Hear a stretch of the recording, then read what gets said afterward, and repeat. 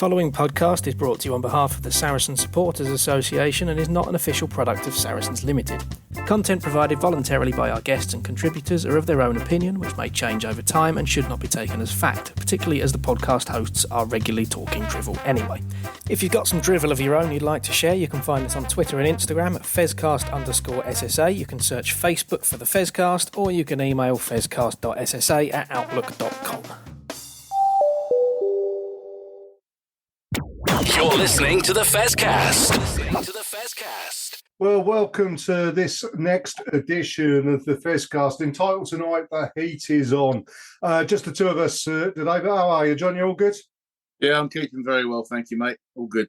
Excellent. Plenty of sport to be on the telly to watch, knowing you love your football as well and everything. I mean, I'm not watching the World Cup, but, but we'll mention that a little bit later on. But, yeah, we've got plenty to talk about tonight. I mean, Tel Aviv Heat on Sunday, followed up by the Women versus Wasps. The Autumn Nation series, well, that's going to be an interesting one after England were taken apart by the Boks on the weekend, wasn't it?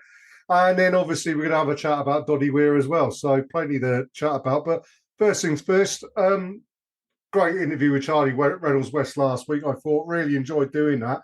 I didn't realise until I saw the game on Sunday, we did discuss his size. He's absolutely tiny, isn't he? But I think there was the one moment in that game where he got on a tackle and drove back one of the Tel Aviv players. Yeah, there you go. Another bloke who plays well above his weight, which we discussed, as did Charlie Bracken. Not only did his pass remind me of his old man, his disregard for personal safety as well was very reminiscent of Kieran. He was, yeah. I thought he looked quite good, little Charlie. I do love a left-footed scrum half, I must admit. I don't know why that is. Maybe because through our most successful times recently, obviously Ben Spencer was playing 9 quite a lot, and obviously Wigo as well. So, yeah, mate, the thing is, every single one of them players yesterday would have took something from the game. The result didn't go our way, but who cares, to be quite honest. We had a game. The club were good enough to put a game on. We had a game to watch. The fans had a game to go to. And it's a great experience for all of them young lads. All right, maybe some didn't cover themselves in too much glory, but who cares? That's what friendlies are for. Well, absolutely. I think that's the first thing to say, John. I mean, number one, I know you couldn't get to the game because you were out training with your youngster at his club, which is a little bit annoying that the game was on. But then it was on as a double header with Saracens women, so. In a week when it could have just been Saracens women there, the club's done something. I mean, you see the reaction on some of the social medias and everything, and you're thinking the club can't do right for doing wrong in some people's minds. I mean, I saw one ridiculous comment where someone was saying, well, the person next to me's bought his ticket and it's costing him less money than what it cost me for my ticket. Well, yeah, but yours is a season ticket, mate, And, Tel Aviv Heat, with the greatest respect, it's not like where Queens have got Barbarians to play there, or Saints had the Barbars playing on the weekend or whatever.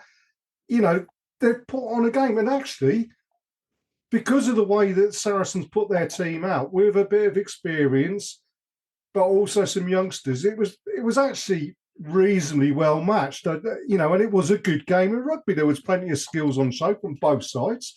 Tel Aviv ain't a bad side at all. They're in the European Super Cup, whatever it's called, semi-finals. They've got a lot of players in that team that maybe not household names, but certainly for rugby fans that we knew of them. The Fijian number 8, for instance, a few South Africans there.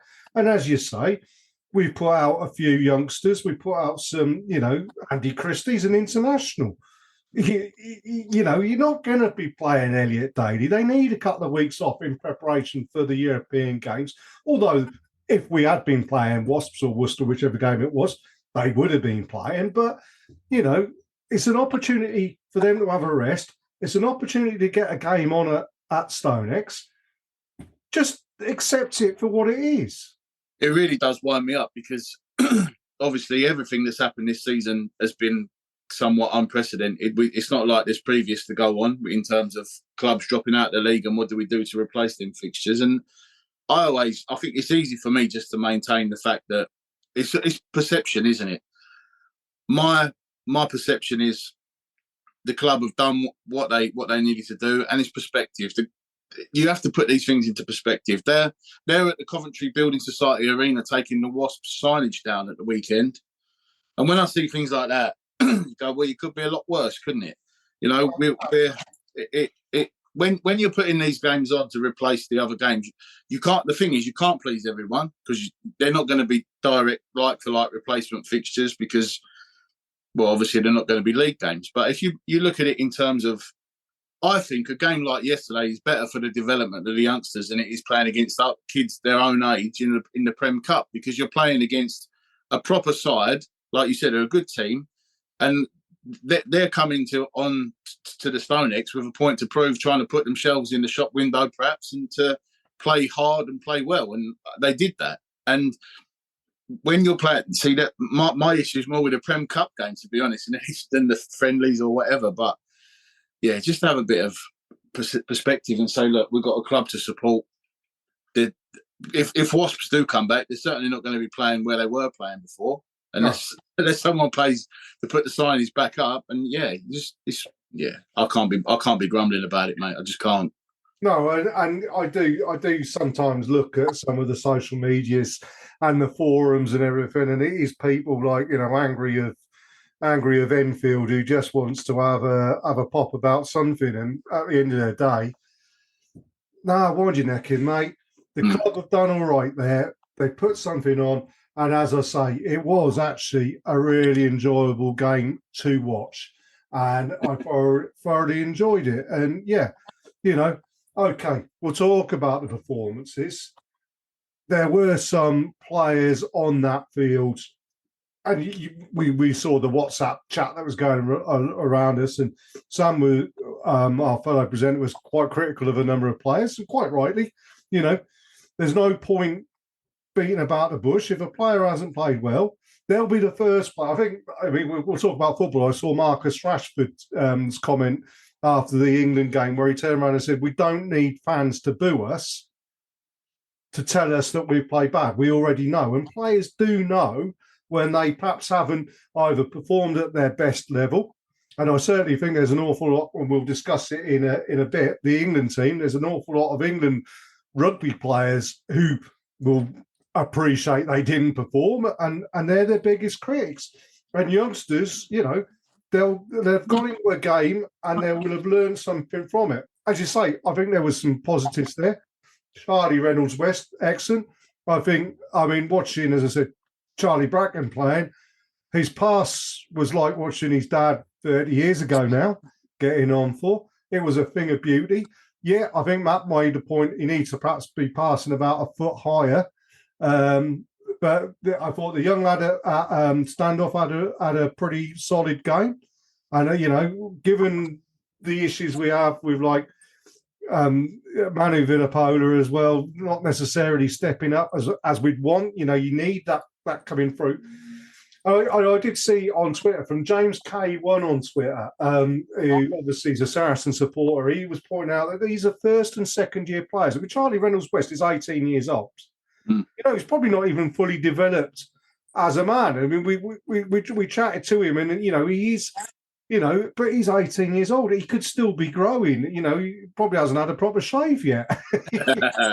You know, and I apologise to Charlie for taking the mick out of you there a little bit, mate. But you know, and they have played very irregularly together because other than the Premiership, there's absolutely sod all rugby going. These players are being exposed to these situations without having a full exposure to decent levels of rugby. And it's good that the club went out there. And I think, you know, at the end of the day, they put pressure on at the end of the game. Jackson Ray certainly came into his own and started dragging players, as did Andy Christie with him. Callum Hunter-Hill as well, I thought, did as well. They put Tel Aviv Heat under pressure. They went down to 14 men. They got a great try at the ends. It could easily have gone the other way. We could have got a win. And actually, if you look at a couple of Tel Aviv's tries, they did come from half chances and, you know, and a little bit of inaccuracy and everything that, you know, could have gone a different way on a different day, couldn't they? Well, yeah. I mean, there were, in the end, what was it? There was only a couple of points between the teams, and maybe we had an opportunity right at the very end where we might have done something. But the thing is, with these young kids, they're going to make mistakes. They are, and it's not often you'll see an 18-year-old and say he is destined for the top. That them players are very few and far between. Who would have thought that all them years ago? Who saw Jackson Ray playing 300 games for Saracens, or Will Fraser being a multiple cup winner with Saracens, or any number of them players who've come through the youth team? You can't judging them on one game, bang out of order. First of all, it don't do them any good. It don't do you any good, because why stress about it? Give them another opportunity if they don't get one in the meantime in the Scarlets game in March, and that'll be another game where it will mean something probably to the opposition that don't get to play at Saracens very often, and see how we get on. I can't be doing with all the grumbling about the games, and fair play to the youngsters for putting themselves forward and giving it a real go, because they did. It's not like any of them didn't try, but that's the minimum we asked for, is effort, and I thought we had that. We got that. Another day, another shirt number for Samson Adeyemi as well. Well, there you go. Well, let's have a quick break, and then we'll come back in a minute and chat about the women's game as well.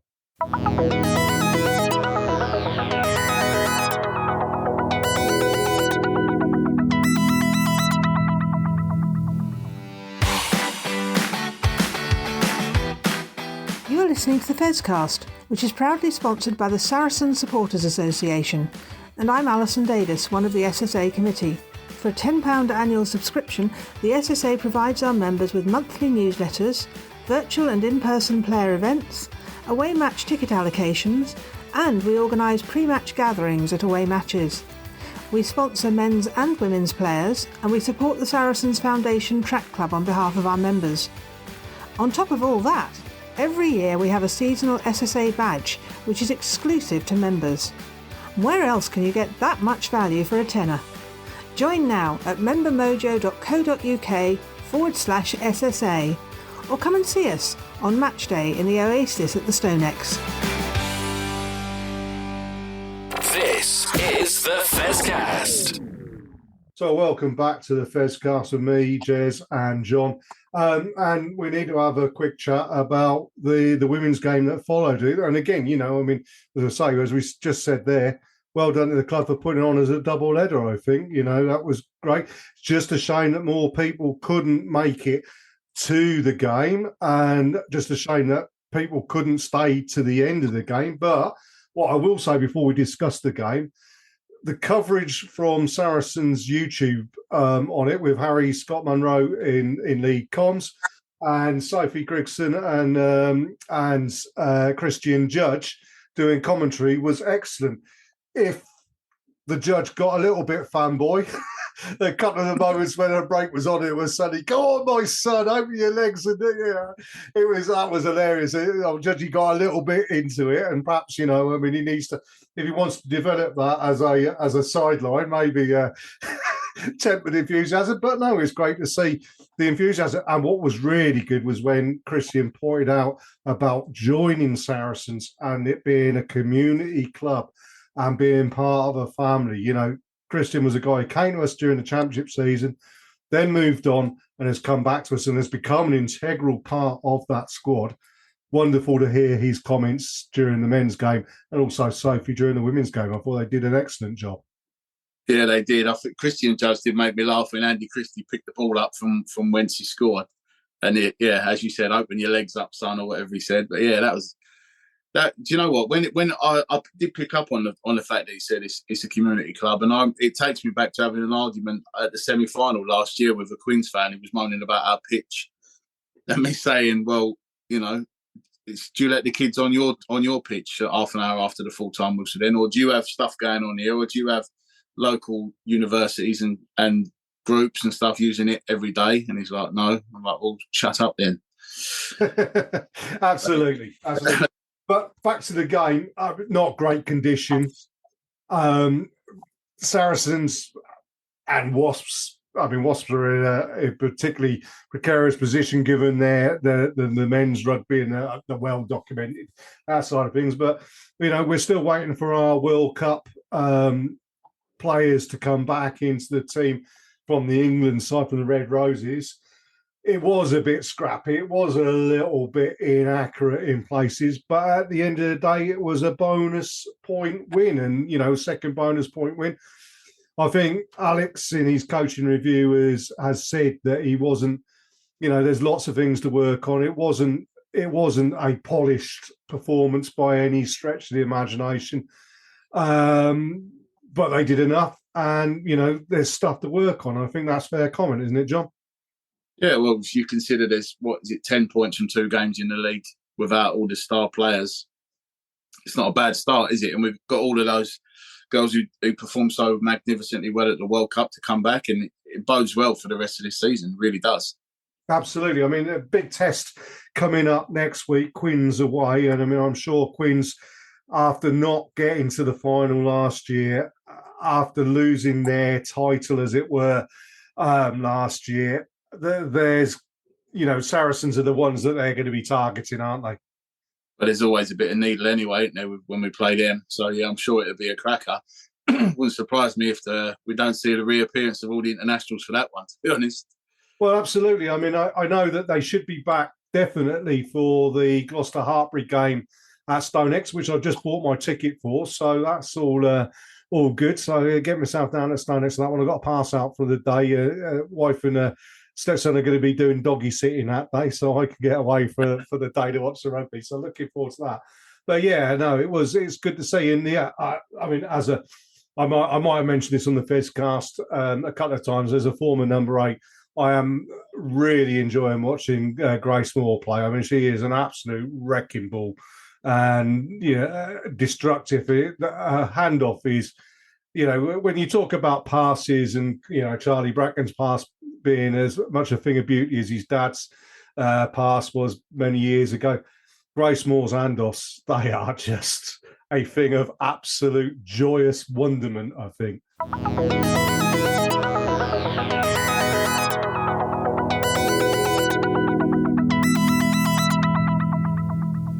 Hi, Alex Osterbury here, Director of Rugby for Saracens Women. You're listening to the Saracens Fezcast. This is the Fezcast. Well, what we've got to do is have a chat about the omni-shambles of the England game and actually review the alternations as a whole. At the start, right, I'm going to say this isn't an Eddie vendetta, but I'm afraid it is an Eddie vendetta.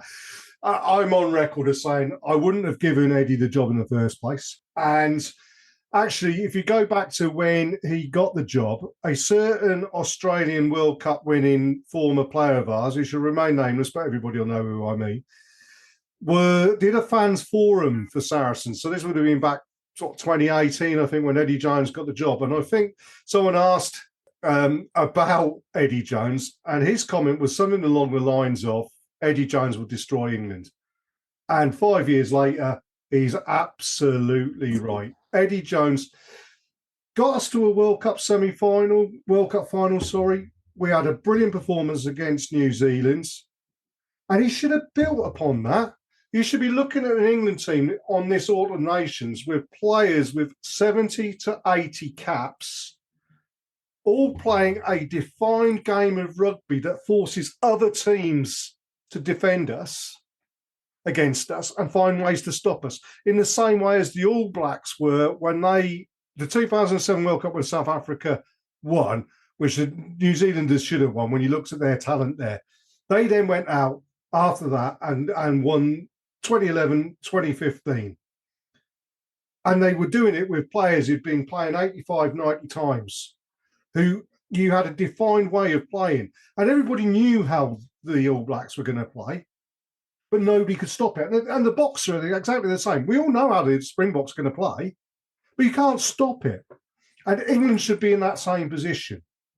Absolutely 100% they should be in that same position. And it is an absolute travesty that we're not. And what makes it worse, because I'm really having a rant now, sorry about this, but what makes it worse is that not only do we go out there and then underperform on the field, in the week before, you've had Eddie Jones going on, giving it Billy Big Balls all the time. And he does it all the time, saying, this is what England are going to do. We're going to walk out there with no fear. The Springbok scrum's there for the taking. The New Zealanders are there for the taking. And then we go out on the field and we play like the Dog and Ducks, third 15. Yeah, I don't know where to start, mate. It's not often I'll get that angry after watching it. Well, watching anything actually, but just that was absolutely gutless. What annoyed me is, like I said about the young Saracens men's players from Sunday, just give it a go. Just try. There weren't enough. The thing is, this is now. It's not even about just the coach. There's so many players there who didn't cover themselves in any glory. And when you're talking about a man who probably shouldn't have been reappointed and has had question marks raised over his future at regular intervals during his tenure, and we need to do the RFU are reviewing his position again. They're not. It's just lip service. It's getting to the point now where you just think, what's the point? Because you can't keep running out the same old rhetoric and then nothing changes. What frustrates me the most is, like you just said, he comes out with such. It's just. I think he believes it, which is what worries me, because the geezer's an absolute clown, and it's time for him to go. And if we're going to have a good tilt with this World Cup next year, it will be because of a new coach bounce. It won't be because of anything he can do in the meantime, because he's tried everything, I think, and nothing's worked. For some reason, he gets through coaches like no one's business.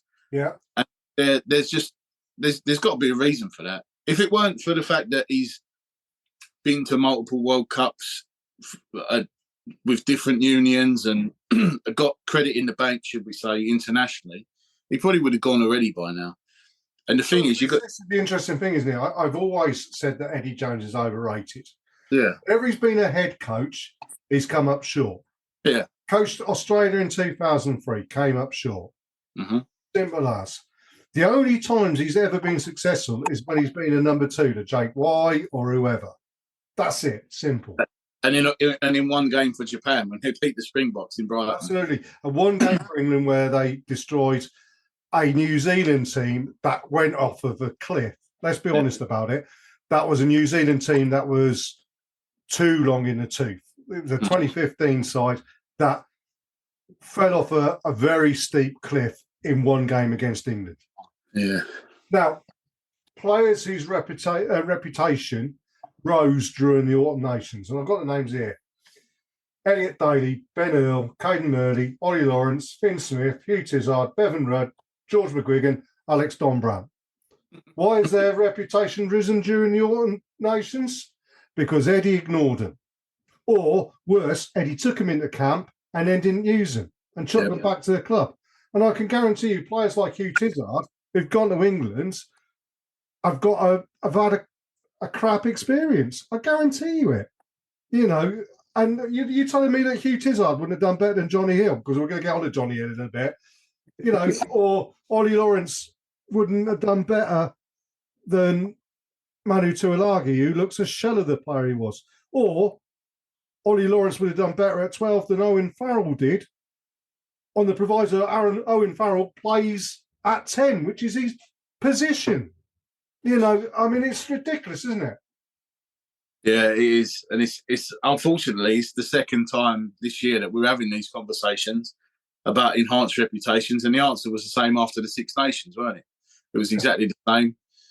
The players that weren't there were the ones whose reputations were enhanced. The only there's probably been two players who I'd say have come out not with an enhanced reputation, but with, as they went in, they've come out the same way. And there's probably Joe Cokanasiga and Maro Itoje. But other than that, I don't think there ain't been anyone really. I would say Freddie Stewart hasn't done anything particularly wrong. He'll play, but then this is the problem though. We're talking about Elliot Daly, who started the season on absolute flames at fullback, and he's never going to get. I mean, with Saracens, obviously, he's never going to get a chance, and that's because Freddie Stewart. It doesn't matter. To be fair, he deserves his shirt. He's done nothing wrong. It's not like he's played badly and should be replaced. But we're getting to that point now where players know they're going to play regardless. And I think that's the biggest issue within this England team. There's so many players there. You know that it don't matter if Smith and Farrell don't work, because you know he's going to give it another go next game. It's things like you said, Tuilagi, his 50th cap. on the weekend. At his age, he should have 80 by now, and if he weren't completely broken, he probably would have had 80. Yeah. It's time just to let go and to go, okay, some things here are not working and they're never going to work. And let's try with a fresh approach. And I also believe the only way that'll happen is if it's a fresh pair of eyes looking at it from the coach's box. Absolutely. Now, one thing we would say, a new coach is going to come in. There are some players, I think, whose international career is over. Two of them from the same family. I think Mako and Billy. Mako was taken apart on the weekend. Although, if I was Razzie Erasmus style, I think you could be looking at that one scrum where everybody's saying about where Mako got bent double and pulled in. Only one prop was going straight, and that was Mako. His opposition was boring in on Jamie at hooker, and that's why he went the way he did. But that's up to the loose head to sort that out and pull his tight head back. Mako, I think his career is over.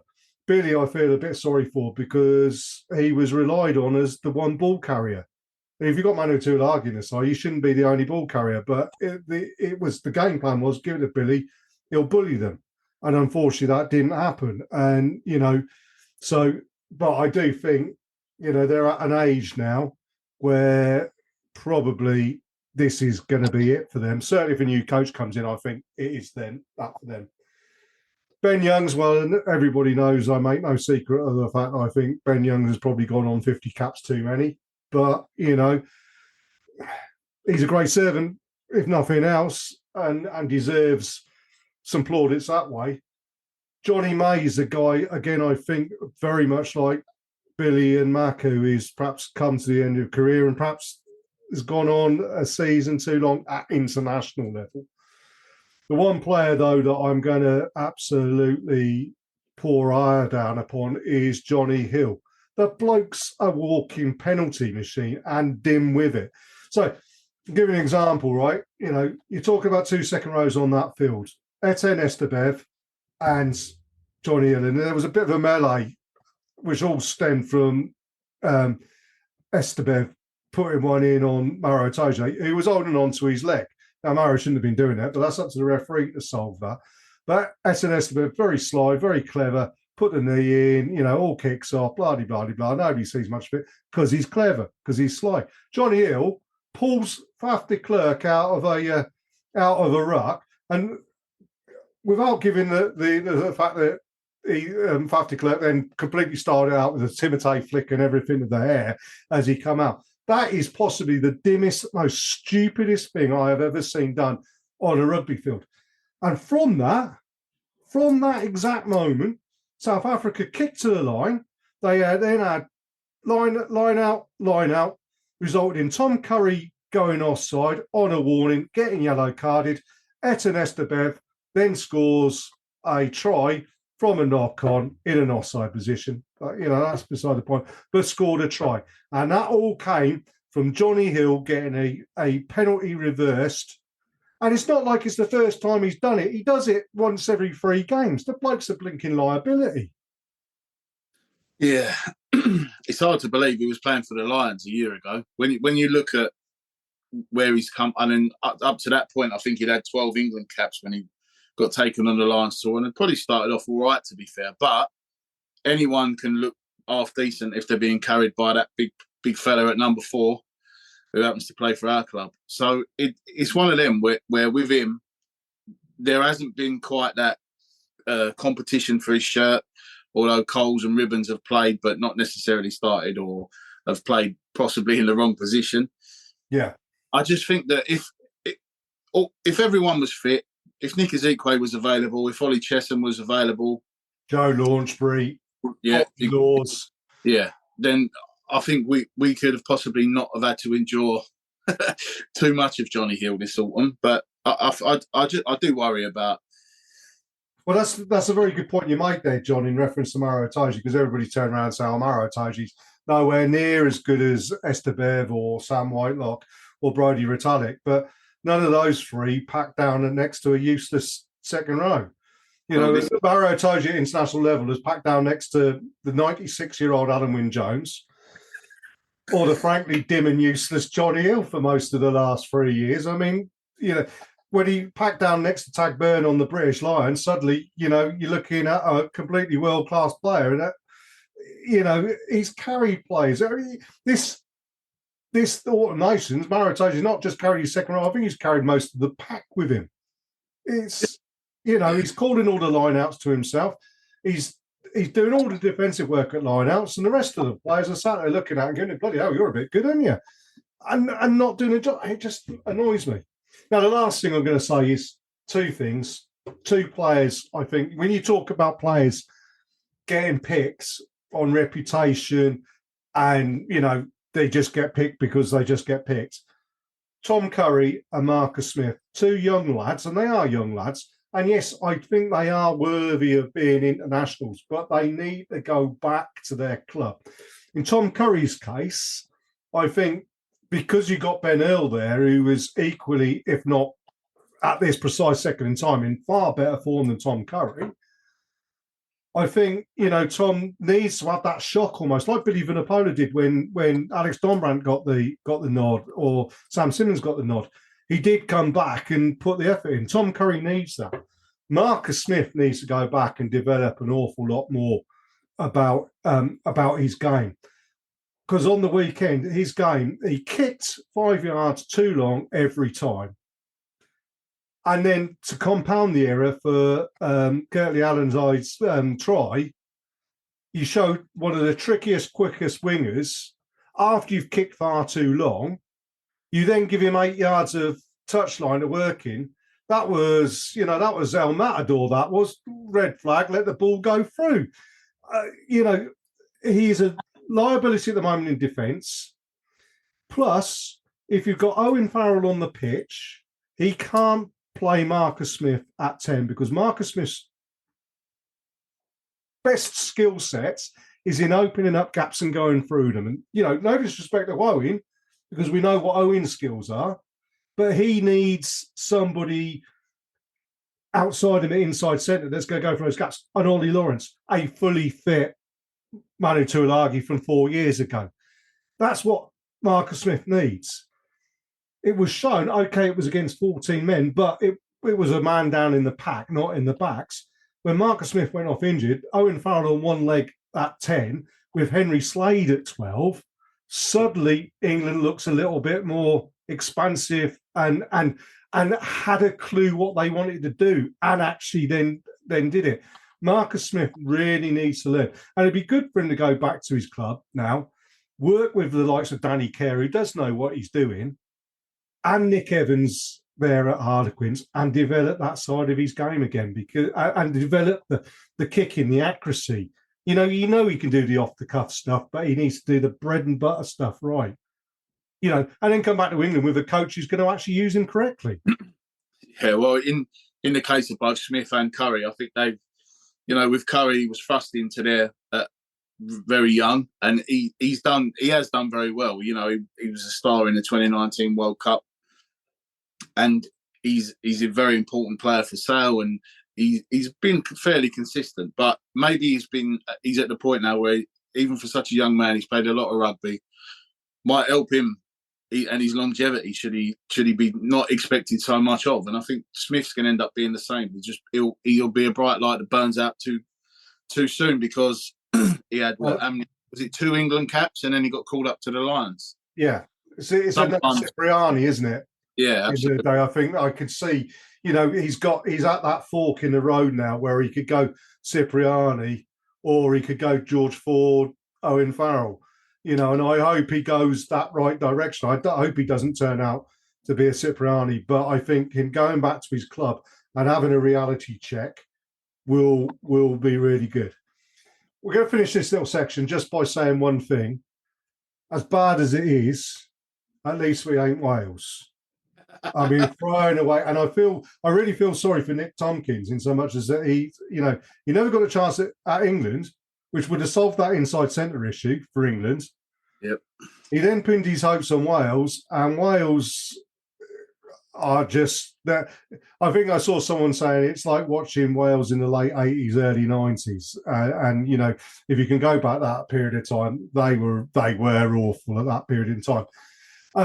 The only good news is that potentially, if we do sack Eddie Jones, which we, you know, fingers crossed and everything, one name in the frame was Warren Gatland. But if Wales sack Pivac, then Gatland will get the job, because the last thing I want is Warren Gatland at England, because, you know, I rate him about as highly as I rate Eddie Jones. So, you know, that's the only chink of light there, which could still end up being the 4-15 from Paddington. But there we go. Well, this is the thing. When we're talking about replacing Jones potentially, you know, Wales are going to be looking soon, you'd have thought. Scotland possibly won't be far behind. It's only really, you look at obviously France, Ireland, they're doing great. But if I was to, I mean, who would you pick? If Steve Hansen was available, I'd get him over, but I don't think he will be. You're talking Sean Edwards potentially, with France letting him out of his contract, probably not. It's all about timing, mate. I think if that right person was available now, I think they'd pull the trigger, but I don't think that person's available at the moment, which is why they probably won't again. Well, I'll be honest with you. I'd make an interesting choice here now, that I would turn around and say, look, this World Cup is pretty much written off for England. Now, you've got two options.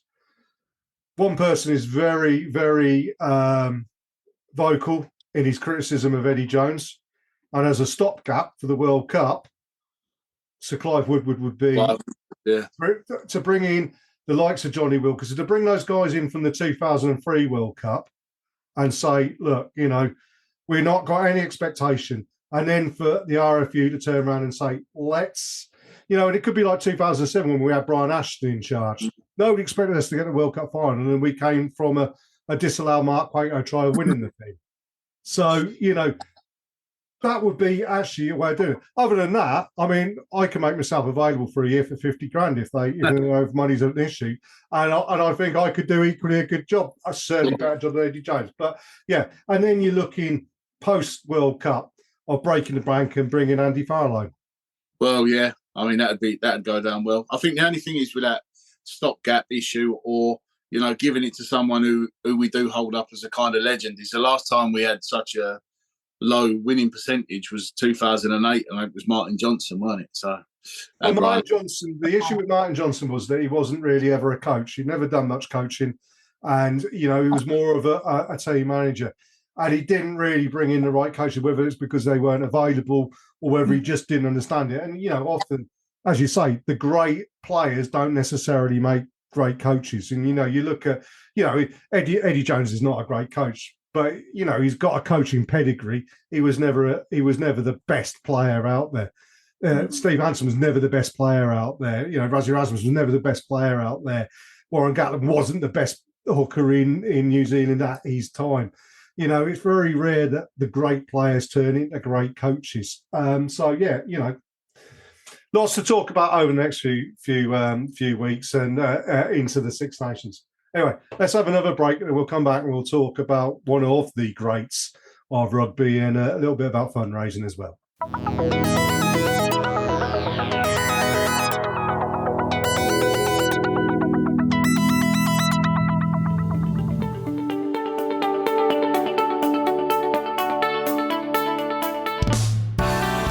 Hi guys, I'm Alex Linton and I'm a proud Looseheads ambassador. I'm Sydney Gregson and I'm a Looseheads ambassador.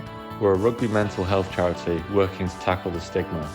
You can find us at Looseheads on all social media channels or at looseheads.co.uk. The Looseheads mission is to place a mental health lead at every rugby club. Get in touch now to find out more. Take care and enjoy the rest of the podcast. Enjoy the rest of the pod.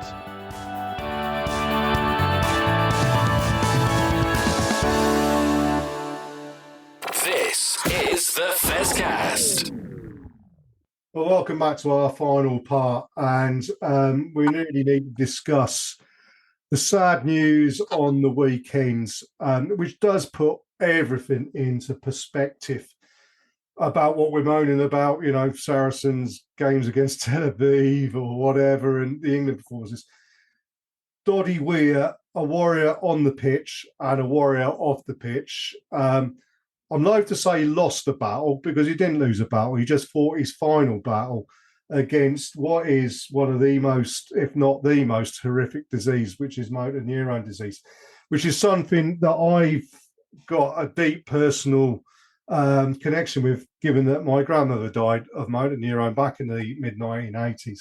And that's what I raise money for. But before we talk about my raising money and what I'm doing at the moment and the pain I'm going through, just wanted to say a few words about Doddie Weir, because I think it was Bill McLaren who described him as 6'6" of joyous chaos, which I think is an absolutely bang on description of him. And I'll go tell a couple of stories about Doddie Weir. The famous one was, if you ever watched the Living with the Lions, the one where they had the court, and he sat there and he wasn't playing on the Saturday, but he'd been caught. The curfew was 11 p.m. and a South African journalist or two had spotted him in a nightclub at 12 o'clock. And he sort of said, "Look, you weren't pissed, but, you had a few beers." And he says, "You're in that nightclub." He just goes, "Mistaken identity." I mean, it's 6'6", one of the most recognisable rugby players on the planet at that time. No, that weren't me. Well, who was it then? Well, my dad's out here on tour. It's an absolute genius. And a friend of mine said about an MC who'd done a dinner with Doddie Weir, and he was sat next to Doddie Weir, and Doddie had gone off to the loo wearing his tartan suit, as you do. And the bloke next on the other side of him said, "Danny, look like Rupert Bear. What an absolute dick he looks," sort of thing. And of course, when Doddie came back, this MC turned around to Doddie and says, "This bloke here, he reckons you look like a bit of a dick, like Rupert the Bear." So Doddie Weir stands up, starts off, he says, "Right, which one of you reckons I look like Rupert the Bear then?" And he sees this bloke straight down, and he says, "God, yeah." Absolute gentleman, an absolute superstar, brilliant player, brilliant bloke, and the work he's done for neurone disease while suffering from it, like Rob Burrows, like Stephen Darby in the football world, like Ed Slater's beginning to do, and what Kevin Sinfield has done on behalf. These blokes are just absolute heroes. Yeah, they really are. It was such a shame to hear the news of Doddie's passing.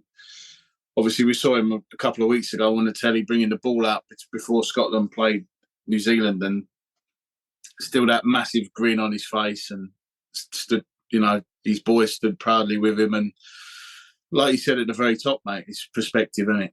Puts it all into perspective when you got an absolute giant of a man who was unfortunately gripped by such a horrific disease and shrunk down the way he did. For him to keep fighting, yeah, absolute legend. Such a credit to his family and to the whole world of rugby, and he'll because of his legacy will live on forever, and he'll never be forgotten. And it'll be the same. It is the same with Rob Burrows, and what Kevin Sinfield is doing. Like as you said, absolutely unbelievable. Just want to send our best wishes to the whole Weir family, and we're thinking of you. Absolutely. I just wanted to quickly, without wishing to dampen down, the atmosphere, but just say a little bit about motor neurone in so much that it is such a horrible disease that, my family have suffered with my grandmother getting it, and there was no cure in 1985 when she got it, and 40 years later almost, there's still no cure for motor neurone. And, everybody, without wishing to denigrate people who get cancer or anything, because that's as horrific as well, but when they say 1 in 2 people get cancer, 1 in 300 people in this country will get motor neurone disease. So you go on your Facebook friends list and you say, I've got 500 odd friends on Facebook. 2 of those potentially could get motor neurone. And, today, 7 people will have been diagnosed with motor neurone disease. 7 people will have died from motor neurone disease. And there's no hope. You get turned around, Ed Slater, bless him, has been told you've got motor neurone disease, and not like cancer where they can turn around and say, well, you've got a 20%, 30%, 40% chance of surviving this. You've got a 0% chance of surviving motor neurone.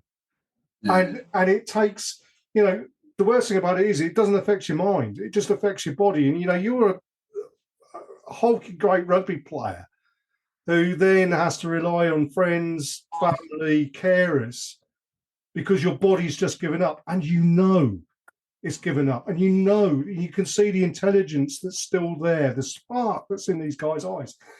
MND is absolutely horrific, and the 7 number is really, really important, because that's what I've been doing. Kevin Sinfield, as you said, done a 7 in 7 ultras, which was amazing. I take it you saw some of that, John. Yeah, he's made a different stuff, hasn't he, that bloke? Well, absolutely, 100%, and certainly not something that I can do. But I've been doing this week. So when this goes out on Wednesday morning, I'll have finished yesterday, Tuesday morning, my own 7 in 7, where I've done 7 miles on 7 consecutive days in 70 minutes, which is the stupid bit, because if I just said I was going to do 7 miles in 7 days, I could have done that piece of cake. But it's the 70 minutes, which, as I said before, 16 stone X-back row. That's a lot of that's 6-minute miles, or no, 10-minute miles. Sorry, I'm not Roger Bannister. I'm not Elliot Kipchoge. I'm not a natural runner. It's like hard work. I've actually lost 1 stone in weight this week from doing this challenge on the treadmill, and I've left most of my body in sweat in the gym, which is lovely for everybody following me. But yeah, so that's what I've been doing.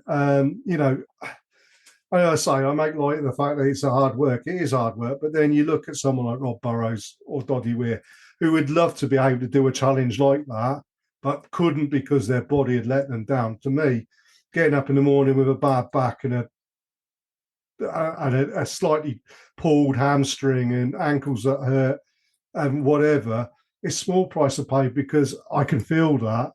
And so if anybody does want to sponsor me, and I say thank you very much indeed to the Saris family who have already sponsored me. There's too many of you to mention, who have put money in.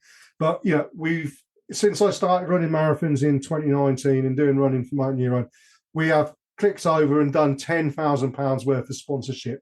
Now, £10,000 sponsorship buys an awful lot of research, buys an awful lot of voice banking, buys an awful lot of help for carers. It's so many different things that money will do. It buys wheelchairs, that especially adapted wheelchairs, whatever. So thank you everybody in the Saracens family and the wider world who've contributed to that. And it's not too late. We'll continue doing fundraising for Motor Neurone, and I'm running the Rob Burrows Marathon in Leeds next year, and I'm doing the York Marathon in October next year. So 2 marathons good to go. And in the new year, there's going to be an announcement about something I'm going to do as well.